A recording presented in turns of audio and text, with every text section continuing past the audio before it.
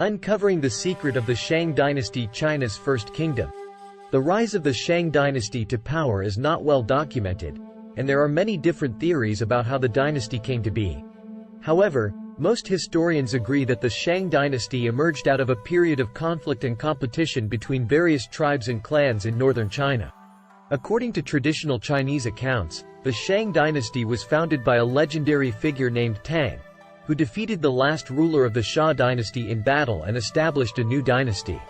However, there is limited archaeological evidence to support the existence of the Zhou Dynasty, and the historical accuracy of this account is still a matter of debate. More recent archaeological and historical research suggests that the Shang Dynasty emerged out of a process of gradual consolidation of power and influence in the Yellow River Valley. The early Shang rulers were probably local leaders who gradually extended their control over neighboring tribes and clans through a combination of military force, political alliances, and cultural assimilation. Over time, the Shang rulers established a centralized state with a well-developed administrative and military system. They also developed a sophisticated culture that included a system of writing, religious beliefs and rituals, and artistic and technological achievements such as bronze metallurgy. The Shang Dynasty reached its height of power and influence under the reign of Wu Ding, who expanded the kingdom's territory and strengthened its military and administrative institutions. Wu Ding, Wu Ting in Pinyin, was a king of the Shang Dynasty in ancient China. He is believed to have ruled from around 1250 BC to 1192 BC, during the late Shang period. Wu Ding was known for his military prowess and successful military campaigns, which helped to expand and strengthen the Shang Dynasty. He is also credited with promoting agriculture, commerce, and the arts, and for fostering a prosperous and stable society.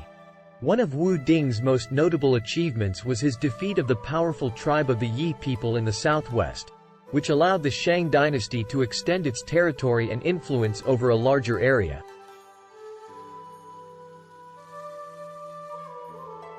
He also consolidated the power of the royal family, centralizing control over the vassal states and strengthening the authority of the monarchy. Wu Ding is also famous for his involvement in the divination rituals that were an important part of Shang religion and government.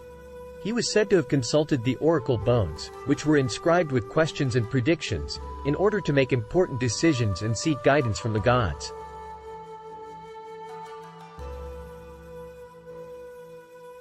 The inscriptions on these bones have provided important insights into the history and culture of the Shang Dynasty.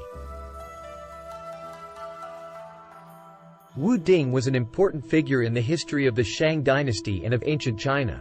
His military conquests and political reforms helped to strengthen the power and influence of the dynasty, while his involvement in divination rituals helped to shape the religious and cultural practices of his time. During Wu Ding's reign in the Shang Dynasty, the dominant religion in China was a form of ancestor worship and animism. This involved the belief in spirits, both good and evil, that could be appeased through offerings and sacrifices. The Shang Dynasty was also known for its use of divination, including the practice of oracle bone divination, in which questions were inscribed on animal bones or tortoise shells and heated until they cracked. The resulting cracks were interpreted as divine messages from the ancestors or gods, and used to make important decisions. The Shang Dynasty also practiced human sacrifice, particularly of prisoners of war or slaves, as a way to appease the gods and ensure good fortune for the kingdom. This religion and belief system continued to evolve and develop over the centuries, eventually giving rise to the religious traditions of Taoism, Confucianism, and Buddhism in China. Archaeological excavations of Shang Dynasty tombs have uncovered sacrificial pits containing the remains of both animals and humans. The human remains are believed to be those of individuals who were sacrificed as part of religious rituals, often in the context of the burial of important individuals. Inscriptions on oracle bones have been found that describe human sacrifices being made to various gods and spirits. The exact details of Wu Ding's ascension to the throne are not known, as there are no contemporary historical records from the Shang Dynasty. However, according to later historical texts such as the Shi Ji and the Bamboo Annals, Wu Ding succeeded his father, King Tai Ding, as the king of the Shang Dynasty. It is believed that Wu Ding was selected as the next ruler based on his ability to successfully lead military campaigns and his demonstrated leadership skills. It was likely that he was also supported by the powerful aristocratic families and military leaders who were influential in the selection of the Shang kings. The process of succession in the Shang dynasty was based on a hereditary system, with the kingship passing down from father to son. However, this was not always a smooth process, and there were often struggles for power and succession disputes among members of the royal family and other powerful factions. Regardless of the exact circumstances of his ascension, Wu Ding was able to consolidate his power and establish himself as a strong and effective ruler, leaving a lasting legacy in the history of China. The capital city of the Shang dynasty was located in a number of different locations throughout its history. The early capital was probably in the vicinity of the modern city of Zhengzhou in Henan province, but it was later moved to the city of Yin, modern-day Anyang, in what is now Henan province. Yin was the capital of the Shang dynasty for more than 250 years and is considered to be the most important archaeological site associated with the dynasty. The ruins of Yin, which include the remains of royal palaces, temples, tombs, and other structures, provide important insights into the culture, politics, and society of the Shang dynasty. The capital city of Yin was located on the banks of the Huan River, a tributary of the Yellow River. The city was laid out in a rectangular shape, with walls and gates enclosing an area of about 300 hectares. Within the city, there were numerous buildings and structures, including the royal palace, administrative buildings, and the ancestral temple.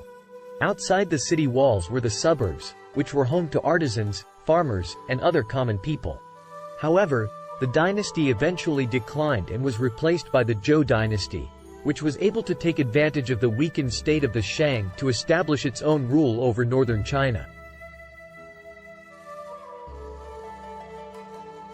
The fall of the Shang dynasty is attributed to a number of factors, including external threats, internal conflicts, and natural disasters. One of the major reasons for the fall of the Shang dynasty was the invasion by the Zhou dynasty, which was able to take advantage of the weakened state of the Shang to establish its own rule over northern China. There were 5 kings who ruled after Wu Ting of Shang dynasty before the Zhou conquered them.